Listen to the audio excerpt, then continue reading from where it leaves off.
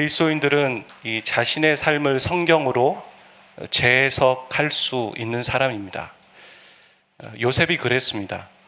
요셉이 끌려갔고 또 고난당했고 어려운 가운데 있었을 때 그의 형들이 요셉에게 우리 죽이지 말라고 그렇게 말했을 때 요셉이 했던 말은 그런 거 아니었다. 당신들이 나를 팔았는지 모르겠지만 하나님이 이 땅을 구원하시고 우리 민족을 구원하기 위해 나를 여기에 보내셨다라고 얘기하면서 자신의 인생을 하나님으로 재해석하는 사람이었습니다.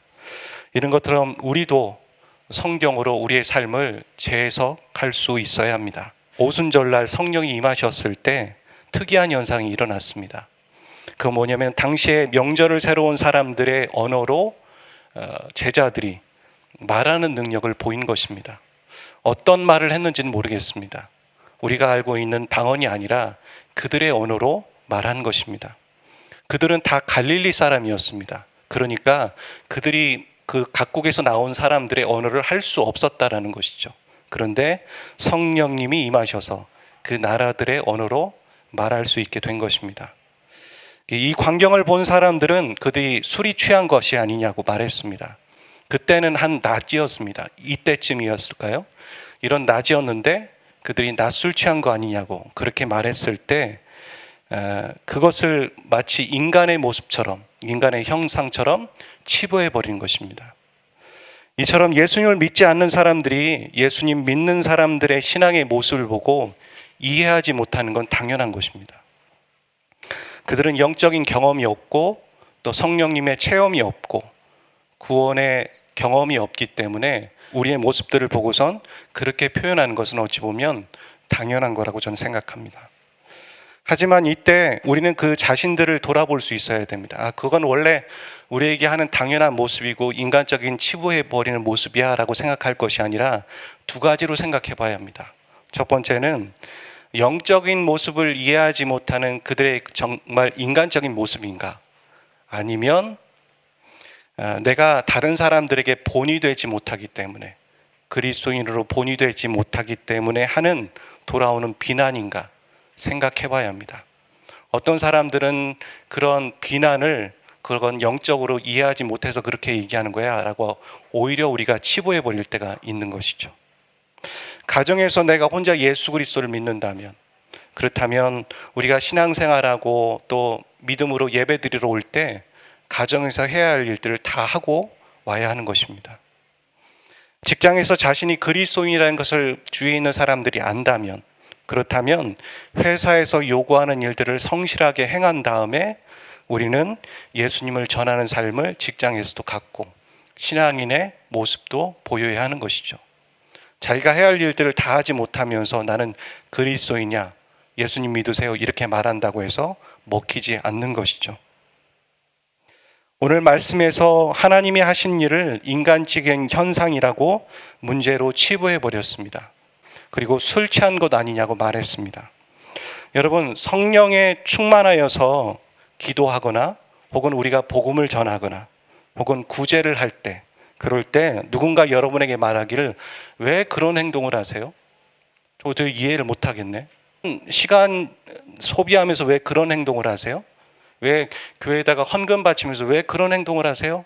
이렇게 말할 때, 그것을 인간적인 일로 치부할 때, 그런 소리를 여러분이 들으셨다면 여러분은 어떻게 하시겠습니까? 적어도 마음에 부끄러움이 없으셔야 합니다. 내가 왜 그러지 하면서 부끄러워하는 마음이 아니라 오히려 당당하셔야 합니다. 그런 일에 대해서는, 그런 일을 가까이 있는 사람이 궁금해한다면 그것은 관심이 있다라는 표현입니다. 생각해 보십시오. 영적이지도 않은 사람이 그런 것들을 궁금해하고 뭐라고 한다면 그것은 어찌 보면 관심을 보이는 겁니다. 그들 수준에서는 그렇게밖에 얘기할 수 없는 거예요. 그것을 우리의 마음들을 알아주겠습니까? 너 참 잘한다 그렇게 말하겠습니까? 그렇게 못하죠. 이해 못하지만 궁금해하고 왜 그러는지 물음표를 내는 거죠. 그래서 그럴 때 우리는 어떻게 해야 되냐면 오히려 부끄러워하고 위축되는 것이 아니라 하나님이 하신 일에 대해서 말하는 것입니다.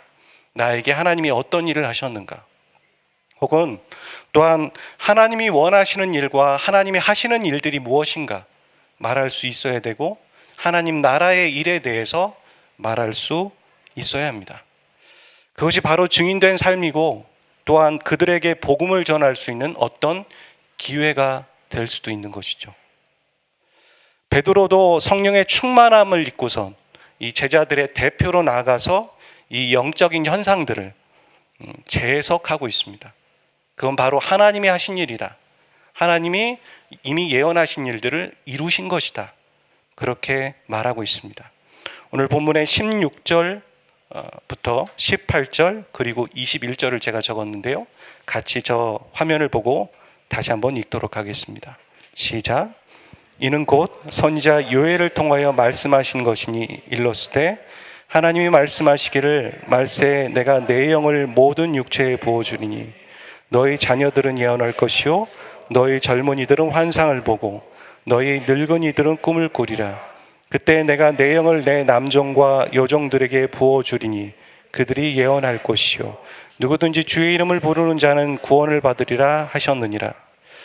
여러분, 그리스도인들은 자신에게 벌어진 일들을 성경으로 재해석할 수 있는 사람이어야 한다고 말씀드렸습니다. 베드로는 이 현상이 요엘 선지자의 예언에 이미 이루어진 일이고 또 그것이 지금 오늘 이루어졌다라고 말하고 있습니다. 심지어 남종과 여종에게 성령이 부어질 것이고 그리고 누구든지 주의 이름을 부르는 자는 구원을 얻을 것이다라고 말하고 있습니다. 베드로가 해석한 이 주의 이름을 부르는 모든 사람은 어떤 사람일까요? 우리가 알고 있는 것처럼 유대인을 넘어서 이방인에게까지 구원이 이른다라는 얘기죠. 근데 우리가 알고 있는 것처럼 베드로도 알고선 그렇게 말했을까요? 그러지 않았습니다. 베드로의 사고와 그 생각 안에는 여전히 유대인에게 갇혀져 있는 것이죠. 그걸 어떻게 알 수 있냐면 사도행전 10장에 보면 고넬료와 베드로의 만남이 나옵니다. 거기에 보면 왜 고넬료가 자신을 부르는지도 몰랐고 고넬료도 왜 베드로를 부르는지도 몰랐습니다. 그러니까 성령께서 이들을 만나게 하신 거예요. 그리고 그 앞에 섰었을 때 고넬료가 그렇게 말하죠. 말씀해 주십시오. 베드로는 말씀을 준비하지 않았어요. 그들에게 말해야 될 말을 준비하지 않은 거예요. 그래서 무슨 말을 해야 되지? 그때 본인이 무릎을 탁 치면서, 물론 성경에는 그런 얘기가 없습니다. 무릎을 탁 치면서 이렇게 말하는 것이죠. 아, 하나님은 사람을 외모로 취하지 않으시는구나. 하나님은 그들이 의롭고 또 하나님을 경외하는 그 어떤 사람도 구원에 이르기를 원하시는구나. 내가 오늘 이방인에게 하나님께서 구원을 허락하신다는 걸 이제야 깨달았다 라고 말하면서 그들에게 안수하는 것 장면이 나오고 그들에게 성령이 내리시는 것을 보게 되는 것이죠. 이런 것처럼 베드로가 지금 이 말을 할 때 무슨 의미로 정확히 이해하고선 선포했는지 본인도 몰랐던 것입니다. 어렴풋이 알았죠. 어렴풋이 알았지만 하나님의 말씀을 대언하고 그 뜻을 풀어주고 그것의 통로의 역할을 하면서 증인의 역할을 지금 하고 있는 것입니다. 오늘 저와 여러분도 마찬가지입니다. 우리 자신을 향한 하나님의 뜻을 알 때가 있죠. 기도하는 가운데 이거다 저거다. 여러분 일희일비하지 마십시오. 다 알지 못할 수도 있습니다. 또 타인을 향해 기도해 줄 때 그 마음을 느낄 수 있습니다. 혹은 나라와 민족을 위해 교회를 향한 하나님의 마음을 우리가 느낄 때가 있어요. 하지만 그것은 아주 완벽하지 않습니다. 전체의 그림을 다 알지 못할 수도 있어요. 하지만 불안해하지 마십시오. 성령에 충만하여서 나를 통해 하나님이 하시고자 하는 통로의 역할만 하면 됩니다. 그에게 왜 찾아가라고 하셨는지, 왜 그 사람을 만나라고 하셨는지, 그 사람에게 왜 그런 말을 하라고 하셨는지 다 알 수 없지만 우리가 그 순간에 성령에 충만하여서 성령께서 하시는 일에 순종하다 보면 또 하나님이 하시고자 하는 일들을 나를 통해 이루시고 또 내가 하나님이 원하시는 방향 가운데 있게 되는 것이죠. 아멘이십니까? 통로로 우리가 순종하면 되는 것입니다. 우리가 지난 시간에 우리는 하나님의 나라에 대해서 얘기했습니다. 하나님의 나라가 무엇인가? 한 사람이 예수 그리스도를 믿고 개인의 구주로 영접하고 죄의 용서함을 받고 그 사람이 예수님을 영접했을 때 성령께서 임하시는 것, 그것이 바로 하나님의 나라가 임하는 것이고 또 그것이 하나님의 나라의 일이라고 말씀드렸습니다. 이렇게 한 개인이 구원을 받는다라는 것, 그것은 말입니다, 그냥 이렇게 단순하게 구원받는다 그렇게 말해서는 안 됩니다. 그 안에 있는 내용들을 우리는 생각해 봐야 합니다. 분해해 봐야 합니다. 구원을 받는다라는 것은 나의 죄를 예수님께서 용서하시기 위해서 십자가에 죽으셨고 희생하셨다라는 것이고, 그 죄가 용서함을 받았다라는 것이고, 그래서 그것이 하나님의 사랑이라는 것이고, 그래서 한 죄인이 구원을 얻고 생명을 얻었다라는 것이 바로 구원을 받았다라는 의미입니다. 많은 사람들이 오늘 본문, 우리가 읽지는 않았지만 오늘 본문에 있는 43절부터 47절에 초대교회의 모습을 보면서 이렇게 말할지 모릅니다. 우리 교회도 이래야 하는데, 혹은 내가 이래야 하는데, 혹은 그런 행동을 하기 위해 우리는 노력할지 모르겠습니다. 또한 그런 모습들이 나타나기를 위해 우리는 성령 충만을 위해 기도할지 모르겠습니다. 성령 충만을 구하고 능력을 구할지 모르겠습니다. 이런 모습들은 겉으로 보기에 아무 문제가 없습니다. 신학적으로든 신앙적으로든 아무 문제가 없고 그 어떤 누구도 뭐라고 할 게 아닙니다.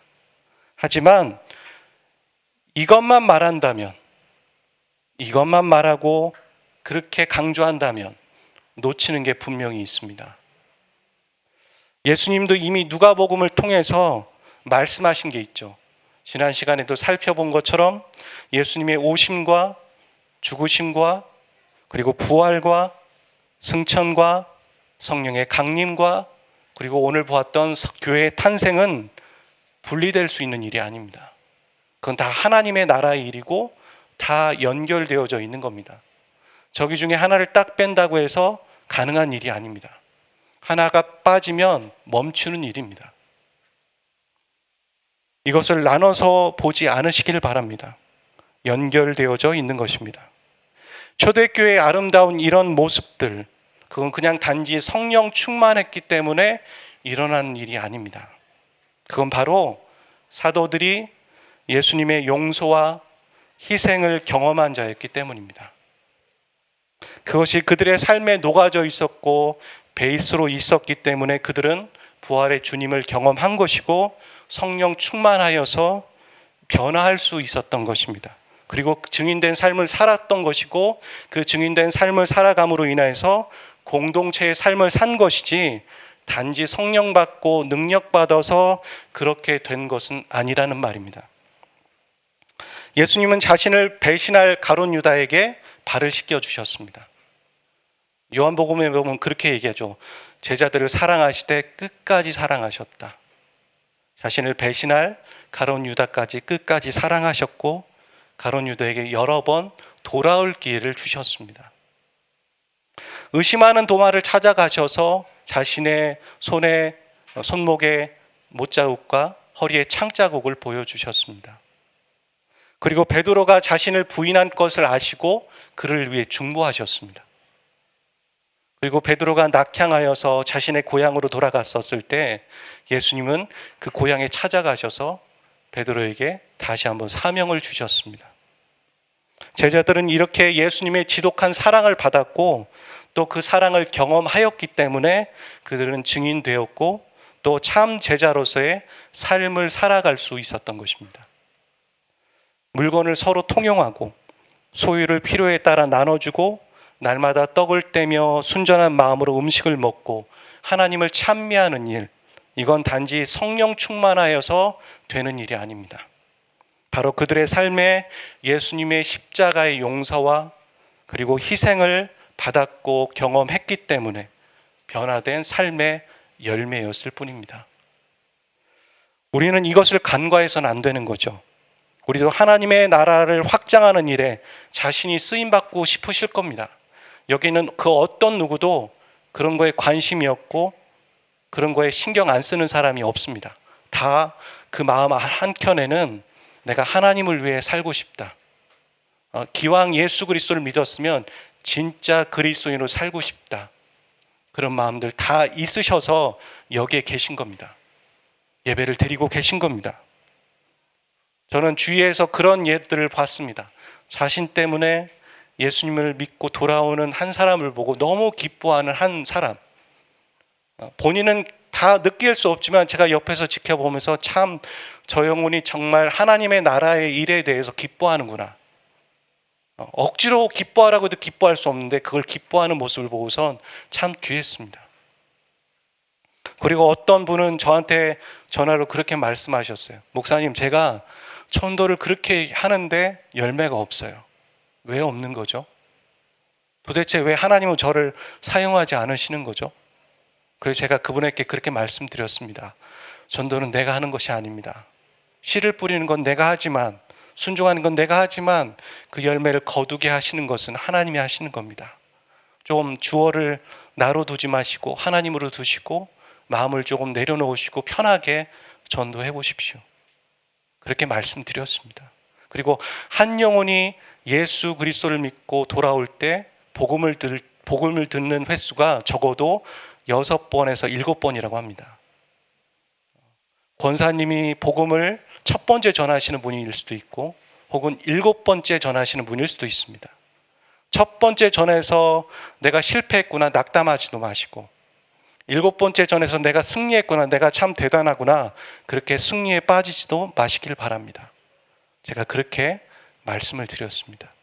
이처럼 우리 안에는 다 그런 하나님의 나라의 일과 하나님을 위해 살고자 하는 마음들이 다 있다라는 것이죠. 그러면서도 그런 생각을 합니다. 왜 내 가정 안에는 그런 구원의 역사가 일어나지 않지? 왜 내 부모는, 왜 내 배우자는 왜 예수님을 아직도 믿지 않는 것이지? 주 예수를 믿어라 그리하면 너와 내 집이 구원을 얻으리라 말씀하셨는데 내가 주 예수를 믿는데 왜 내 배우자는 여전히 나를 교회 다니는 것을 어렵게 하고 핍박하지?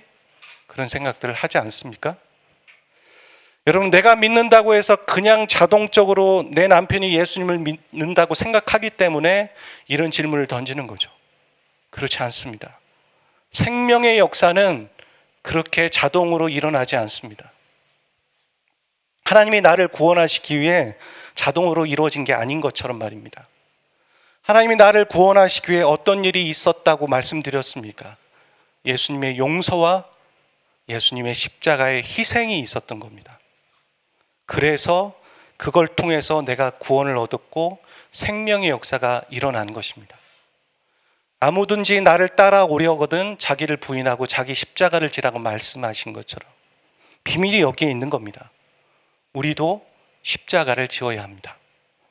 우리가 누군가를 살리려고 한다면 그 살리려고 하는 사람이 나의 가족이고 나의 배우자이고 나의 부모이고 나의 동생이고 나의 자녀라면 얼마나 귀합니까? 그렇다면 가만히 있는다고 해서 교회 그냥 다닌다고 해서 구원의 역사가 일어나는 게 아니라는 것입니다. 그 안에 용서와 희생이 필요한 것이죠. 그 나를 통로 삼으셨다는 건 나를 통해 용서와 희생이 흘러가기를 원하시는 것이고 나의 용서와 희생이 필요하다고 주님은 말씀하고 계신 것이죠. 그것이 생명을 살리는 유일한 영적인 방법입니다. 유일한 영적인 방법입니다. 그러지 않고서는 생명의 역사가 일어나지 않습니다. 누군가는 그 영혼을 위해 눈물을 흘리며 기도하는 일이 없이는 결코 일어나지 않습니다. 그것이 희생입니다. 그것이 자기 부인입니다. 누군가는 그 영혼이 죄 아래 있음에 대해서 자기 죄인 것처럼 가슴을 치면서 저 영혼을 구원해달라고 그렇게 말하지 않고서는 구원의 역사가 일어나지 않습니다. 하나님이 죄인인 우리를 보면서 야 너는 안 되겠다. 다른 사람은 돼도 너는 안 되겠다. 야 너는 정말 고질병과 같은 그 죄를 반복하는 거 나는 너를 구원할 수 없을 것 같다. 너는 정말 구제불능이야. 내 눈에서 좀 너는 사라졌으면 좋겠어. 너라는 인생이. 너 같은 사람은 내가 정말 처음 봤다. 이러셨다면 우리는 구원받지 못했을 것입니다. 하나님이 정말 그러셨다면. 다른 사람이 이렇게 말해도 이렇게 말할 때도 하나님은 우리를 옆에서 지켜주셨고 우리 곁에 계셨습니다. 우리가 인지하든 인지하지 못할 때에든 하나님은 항상 우리와 함께 계셨고 우리를 낙인 찍지 않으셨습니다. 우리가 사회에서 두려운 게 뭔지 아십니까? 내가 내 약함을 드러낼 때, 내가 문제를 드러낼 때, 문제는 드러낼 수 있어요. 하지만 그 문제를 드러낼 때 사람들이 낙인 찍는 게 두려운 거예요. 교회에서도 그렇죠. 교회에서도 내가 내 연약함을 드러낼 때 이걸 사람들이 용납하지 못하면 어떻게 할까? 나를 계속 손가락질하면서 저렇게 보면 어떻게 할까? 이렇게 낙인 찍을까 봐 두려워서 자기를 오픈할 수 없는 거예요. 하지만 내가 마음을 열 수 있고 나를 받아주는 사람이 있을 때 우리는 어떻게 합니까? 그 마음이 무너지면서 눈물을 흘리고 내 속 얘기를 다 얘기할 수 있는 거거든요. 이 세상엔 보면 그럴 사람 한 명이 없어서 자신의 소중한 생명을 던지는 것이고 어두움 가운데 있는 것이죠. 근데 우리 하나님께서 우리 옆에 계시고 우리를 낙인 찍지 않으시고 우리 얘기를 들어주신다라는 것이죠. 그 사랑이 있었기 때문에, 그 희생과 용서가 있었기 때문에, 그래서 우리가 구원을 받은 겁니다. 세상은 낙인 찍을지 모르지만 오히려 하나님은 우리에게 기회를 주십니다. 괜찮아, 다시 하면 돼. 오늘 못했어? 내일 다시 하면 돼. 내가 너에게 소망이야. 다시 하면 돼. 다시 일어나면 돼. 회개하고 다시 일어나면 돼. 빛 가운데 나오면 돼. 그렇게 말씀하시는 거죠. 용서하셨지만 끝까지 용서하셨고 끝까지 사랑하셨습니다. 자신을 내어 던지시면서 희생하셨습니다. 그러셨기에 우리에게 구원이 있는 것입니다. 여러분, 우리가 직장 생활에서든 가정에서든 그 사람들이 우리에게 기회를 주길 바라잖아요. 그들이 다시 마음을 열고 옹졸한 마음을 열고 나를 좀 용납해주고 나에게 기회를 주었으면 좋겠고 나를 좀 이해해 줬으면 좋겠고 혹은 내 실력을 인정해 줬으면 좋겠고 그런 마음 들지 않습니까? 여러분, 잘 다르게 생각해 보세요. 영적으로 봤을 때 우리가 그들보다 아래에 있습니까? 아니에요. 우리는 영적으로 위에 있는 자예요. 이미 구원을 얻었고 하나님의 자녀가 되었고 크든 작든 많든 적든 우리가 영적인 원리를 알고 살아가려고 하는 사람이에요. 오히려 우리는 그들을 불쌍히 여겨야 되는 사람이죠. 그들에게 우리를 좀 기회를 주세요, 나를 용납해 주세요 라고 얘기할 것이 아니라 오히려 우리는 그들에게 기회를 줘야 합니다. 어떤 기회입니까? 내가 그들에게 주님의 사랑과 용서와 희생을 보여줄 수 있는 기회를 그들이 주는 것이 아니라 우리가 그들에게 줘야 한다는 것이죠. 내 직장에 있는 상사와 사장과 혹은 가정에 있는 부모와 믿지 않는 배우자에게 내가 용서해 줄 수 있는 기회, 내가 사랑해 줄 수 있는 기회, 내가 예수님의 사랑을 전할 수 있는 기회를 그들이 주는 것이 아니라 우리가 그들에게 줘야 한다는 것입니다. 아멘. 여러분, 용서와 희생의 자리는 아름답지 않습니다. 처절합니다. 아이를 키우는 부모의 모습을 보십시오. 우리네 부모님의 모습. 우리가 깊게 패인 주름살을 볼 때가 있고요. 닿은 손, 그리고 다친 발과 허리와 무릎들, 그리고 병과 상처 투성이. 여러분, 그건 어떻게 해서 벌어진 겁니까? 우리를 키우다가, 우리를 보호하고 우리에게 희생과 사랑과 용서를 주다가 생긴 흔적들입니다. 우리는 그런 용서와 희생이라는 사랑을 먹고 자란 거예요. 물고기가 그렇다잖아요. 물고기가 새끼 물고기를 키우다가 나중에는 어떤 물고기들을 보면 자신의 몸을 주어서 그 새끼에게 먹잇감이 돼버리는 것, 그런 물고기들이 있죠. 그런 것처럼 부모의 살을 먹고 우리는 자란 거예요. 그 희생과 용서와. 근데 우리가 또 다른 곳에서 용서와 희생을 하지 않는다면 아무런 일도 일어나지 않겠죠. 우리는 참 이기적인 사람들입니다. 우리 자신을 보면, 저도 그렇지만 우리는 참 이기적인 사람입니다. 용서하지 않으려고 하고 희생하고 싶지 않습니다. 용서할 수 있는 기회인데도 내가 감히 네가 나에게 어떻게 했길래 그러면서 우리는 용서하지 않습니다. 그리고 희생하려고 하지 않습니다. 희생을 받아서 우리가 여기까지 왔는데도 우리는 희생하려고 하지 않습니다. 우리는 참 이기적인 사람들입니다. 그런 모습들을 우리가 발견하게 될 때 우리는 어떻게 해야 할까요? 우리는 다시 하나님의 사랑 앞으로 가야 합니다. 하나님이 나를 얼마나 사랑하셨는지 그 복음을 다시 한번 묵상해야 합니다.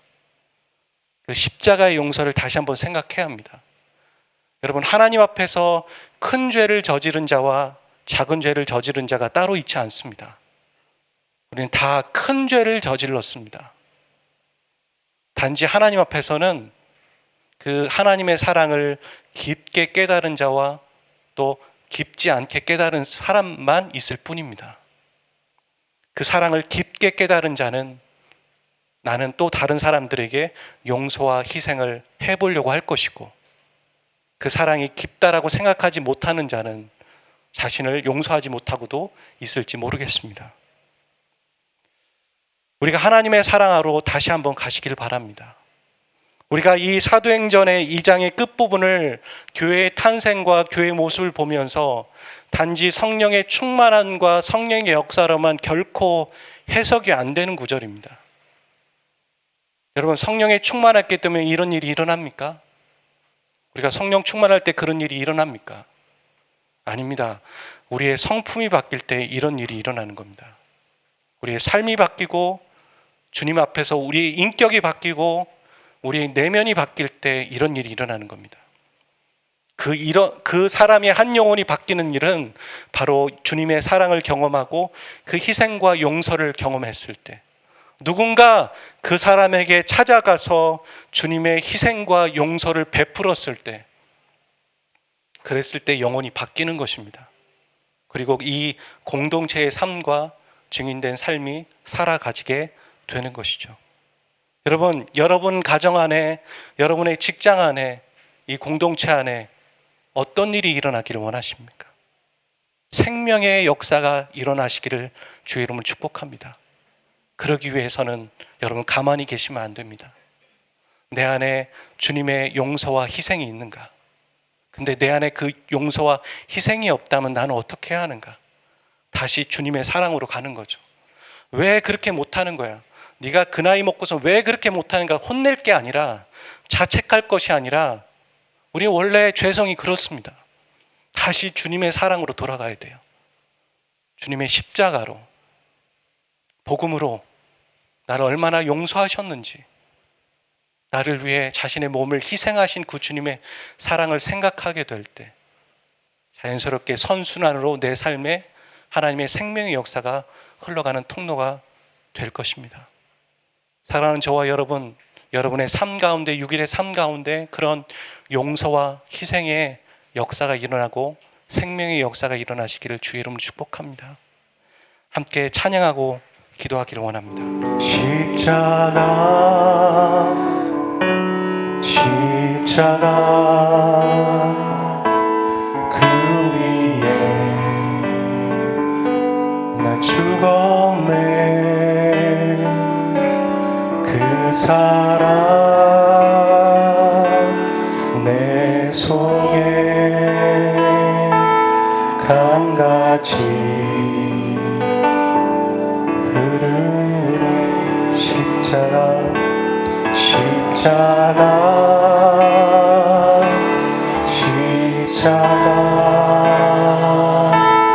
그 위에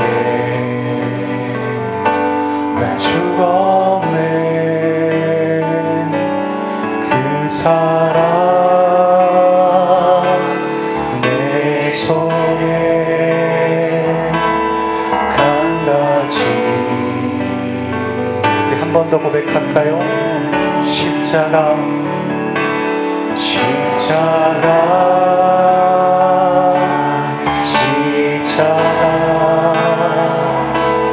그 위에 나 죽었네. 그 사랑 내 속에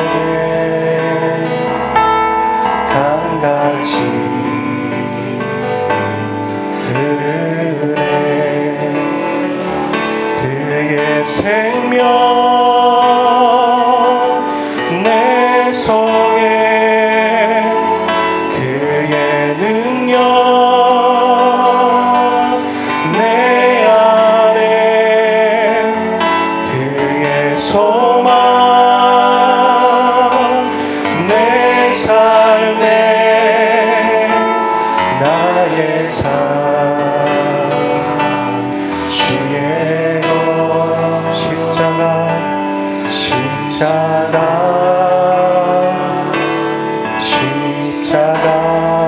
그 위에 나 죽었네. 그 사랑 내 손에 강같이. 우리 눈을 감아봅시다. 그리고 손을 들어봅시다. 나는 아무것도 아닙니다. 주님 나를 다스려 주시고 그 십자가의 용서와 희생의 사랑이 내 마음 가운데 더 깊이 깨달아지게 도와주시옵소서. 나의 삶을 통하여서 그 생명의 역사가 흘러가게 도와주시옵소서. 그런 마음으로 이 찬양 다시 한번 고백하기를 원합니다. 가사를 아시는 분은 눈을 감고 함께 찬양했으면 좋겠습니다. 십자가 십자가 십자가 십자가 그 위에 나 죽었네.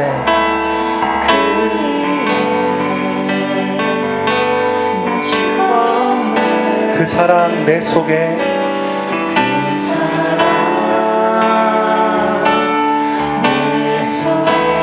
강같이 흐르네. 한 번만 더 고백합니다. 우리를 살리신 십자가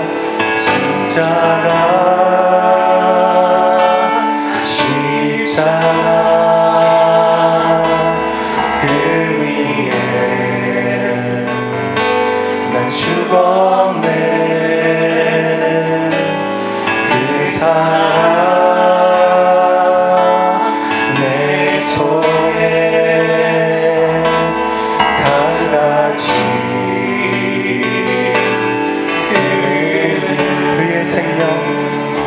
그의 생명 내 속에 그의 능력 내 안에 그의 소망 내 삶에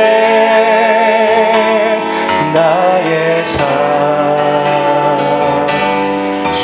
그의 생명 내 속에 그의 생명 내 속에 그의 능력 내 안에 그의 소망 내 삶에 다시 한번 믿음으로 선포합니다.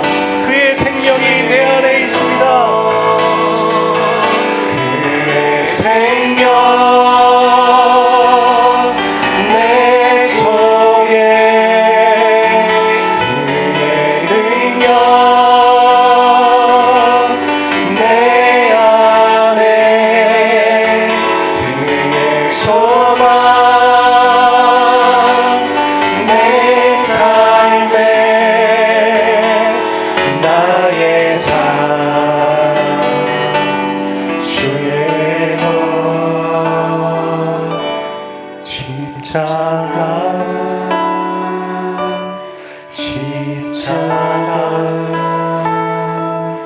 그 위에 나 죽었네. 그 사랑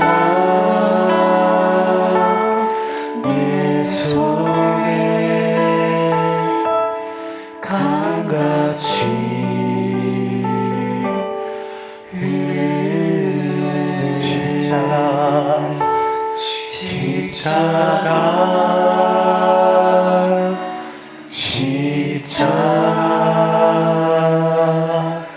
그 위에 나 죽었네.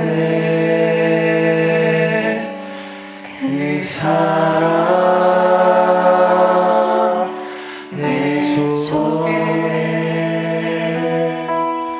강같이 흐르네.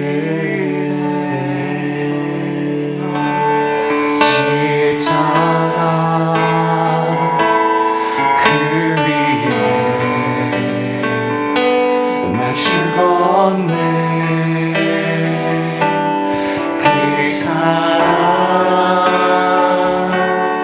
내 속에 강같이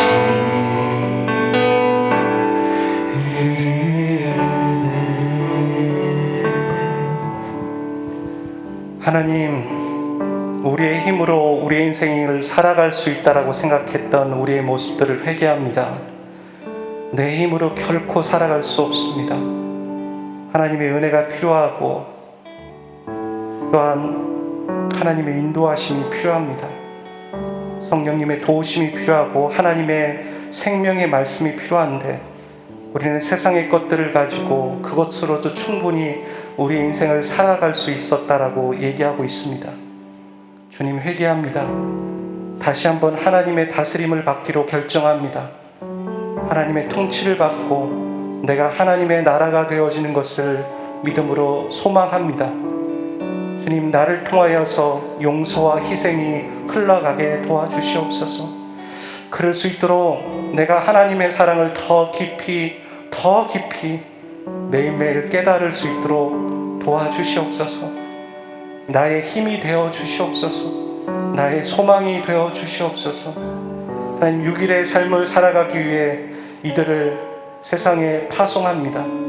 정말 이리 때와 어두움 가운데 있는 골짜기 가운데 지나간다 할지라도 주님께서 우리를 보호하시기 때문에 우리가 안전할 줄로 믿습니다. 그곳에서 어둠에 집어삼켜지는 자가 아니라 어둠을 깨치는 빛이 되게 도와주시고 소망의 사람으로 살아가게 도와주시옵소서. 하나님, 의지적으로 마음을 다하여 힘을 다하여 뜻을 다하여 하나님의 율법을 주야로 묵상하는 자들 되게 도와주시옵소서. 가슴을 치며 내 누이와 내 형제와 내 가족을 위해 기도하고 내 상사를 위해 기도하고 나를 핍박하는 자들을 품고 주님 싸매는 그런 자들 되게 도와주시옵소서.